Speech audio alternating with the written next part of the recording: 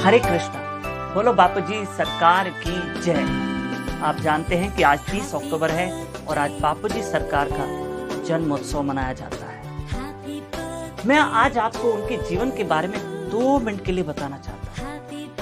30 अक्टूबर 1962 मंगलवार का दिन, जिस दिन बापू जी इस संसार में एक जन्म लेकर आते हैं। वैसे तो कहते हैं ना, संतों का जन्म नहीं होता और संत हमारे भले के लिए आते हैं। आग लगी आकाश में, झरझर बरसे अंगार, संत न होते जग में तो जल मरता संसार। उन्होंने अपने जीवन काल में बहुत स्ट्रगल की है, बहुत स्ट्रगल। किसी ने मुझसे पूछा था कि संतों का जन्मदिन क्यों मनाते हैं। अरे देखो तो सही, वो हमारे जन्म को सफल करने के लिए कितना स्ट्रगल और कितनी मेहनत करते हैं। संतों का जीवन जैसे वर्षा, पेड़, संत, बरसात, ये कभी अपने लिए नहीं जीते हैं, ये दूसरों के भले के लिए जीते हैं। 16 साल के थे बापूजी। अकाउंट्स, अपने जो भी उनके फ्रेंड्स थे उनको अकाउंट सिखाते थे, फीस नहीं लेते थे। तुम मेरे साथ बैठो और भगवत गीता के श्लोक लर्न करो। उन्हें गीता सुनाते थे। ऐसे करते करते उनका प्रचार बढ़ा, लोग बढ़े और उनका पूरा जीवन प्रचार में उन्होंने व्यतीत किया है। बस उनका एक ही जुनून, एक ही मकसद कि मुझे हर जीव तक कृष्ण का नाम पहुंचाना, ठाकुर जी का नाम पहुंचाना। आज उनको प्रचार करते करते करते 40 साल से भी ज्यादा हो गया समय। न दिन देखते न रात देखते हैं, लेकिन जीवों को वो भगवान का नाम सुनाने से वंचित नहीं रहते। बहुत उन्होंने अपने लाइफ में स्ट्रगल किया। उनके जीवन का संघर्ष, अगर उनको कोई कहता कि आपकी 3 संतान है, तो वे कहते नहीं, 3 संतान नहीं है मेरी, ये सब मेरे संतान है। मैं सिर्फ अपने 3 बच्चों को क्यों ध्यान दूं, ये मेरा सब परिवार है। इसलिए तो उन्होंने संस्था का नाम श्री कृष्ण भक्त परिवार रखा। मैं आपको बताऊं, मैं उनके साथ था स्पेन में।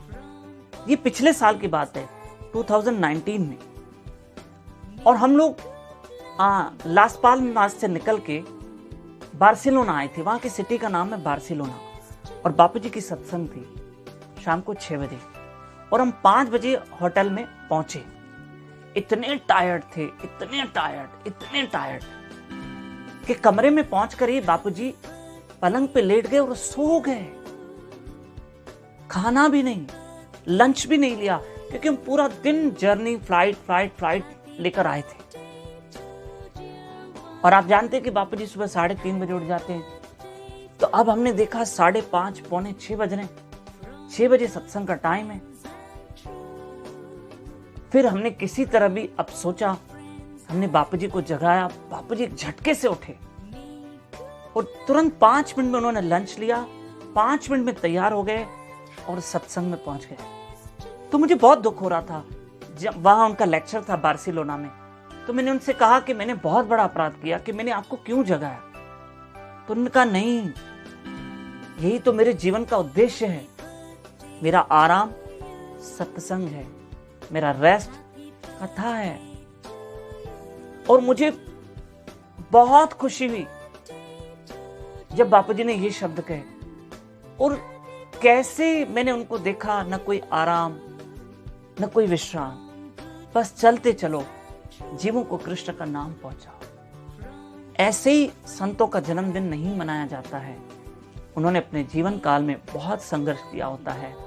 मैं अपने गुरु महाराज बापूजी सरकार की चरण कमलों में कोटि कोटि बार प्रणाम करता हूं कि उन्होंने, आप देखिए उनकी कृपा देखिए कि उन्होंने मुझ जैसे नीच को, उन्होंने क्या मेरे जीवन में बदलाव लाया। सोचो, क्या उनकी वाणी है, क्या उनका वक्तव्य है।